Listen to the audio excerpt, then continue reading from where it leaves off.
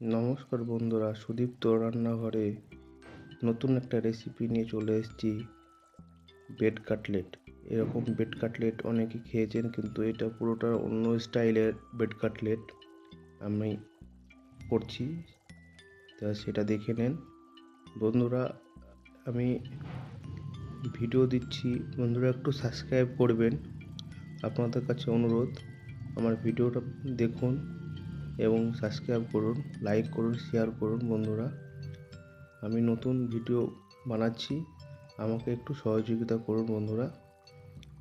Bed cutlet করতে কি কি লাগে তার আমি প্রথমে ভিডিওগুলো দেখিয়ে দিচ্ছি। আলু সিদ্ধ করে নিতে হবে। সিদ্ধ করার পর 3টে কাঁচা লঙ্কা, 3টে টমেটো বীজ ফেলে দিয়ে একটু সামান্য ধনে পাতা দিতে হবে। আর বেডগুলো কেটে নিয়েছি কী করে দেখে নেবেন। এরপর আলুর মধ্যে টমেটো, ধনেপাতা, কাঁচা লঙ্কা দিয়ে সামান্য পরিমাণে আমি বেসন দেবো, মানে ওই 50 গ্রাম মতো বেসন দিলেই হবে। আপনারা কেউ যদি মনে করেন যে আমি নিরামিষ খাবো, আমি যেমন ডিম দিচ্ছি, আপনারা ডিম না দিলেও পারেন। তারপর সামান্য পরিমাণ একটু হলুদ দেবো, খুব অল্প পরিমাণ হলুদ লাগবে।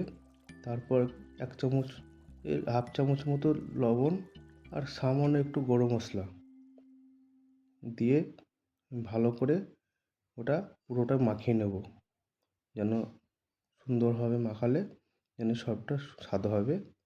কারণ মশলাটা সব জায়গায় দরকার। আর আমি বন্ধুরা একটু জিরে গুঁড়ো দিয়েছি, ভাজা জিরে গুঁড়ো এতে দিয়েছিলাম। আর আমি 2টো ডিম ভেঙে দেবো। আপনারা যারা নিরামিষ খান তারা ডিম না দিলেও পারেন, ডিম না দিলেও সুন্দর লাগবে খেতে। আমি এখানে 2টো ডিম দিয়ে দিলাম।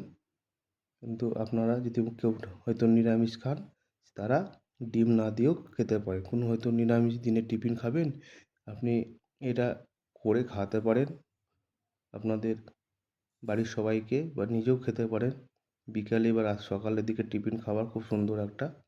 আমি 2টো ডিম ভালো করে ভেঙে নিয়ে আমি পুরোটা ভালো করে মাখিয়ে নেব। দিয়ে এরকম যে আমি বেডগুলো কেটে রেখেছি, এই বেড কাটার মধ্যে আমি এই আলু মাখাগুলো সুন্দরভাবে আমি এবার সাজিয়ে দেবো, ভালো করে ওই বেডের উপর সাজাবো। দেখুন বন্ধুরা, ভালো করে আমি বেডের উপর সুন্দরভাবে সাজিয়ে নিচ্ছি। এরকম সাজানোর পর যে বিস্কুটের গুঁড়িগুলো আছে ওপরে আমি দিয়ে দেবো, হালকা করে দিলেই হবে। আমি হালকা করে সুন্দরভাবে দিয়ে দেবো। এরকম হালকা করে চারিদিকে দিয়ে দিচ্ছি, দিয়ে পুরোটা আমি করে নিলাম, দেখালাম না। দেওয়ার পর আপনারা এবার একটা তাওয়া কিংবা কড়াইও হবে, গরম করে সামান্য একটু সাদা তেল দিয়ে আমি প্রথমে দিয়ে দেবো। দিয়ে ওই পিঠটা ভালো করে ভেজে নিয়ে তারপর উল্টিয়ে নিয়ে এই দিকটা দেবো। সুন্দরভাবে একটু ভেজে নিতে হবে। খুব অল্প টাইমে ভাজতে হবে, আর অল্প গ্যাসের আঁচটা কমিয়ে দিতে হবে, বেশি জোরে দিলে পুড়ে যাবে। বন্ধুরা হয়ে গেছে। এরপর একটু সস দিয়ে সুন্দরভাবে খাবেন বন্ধুরা, দারুণ।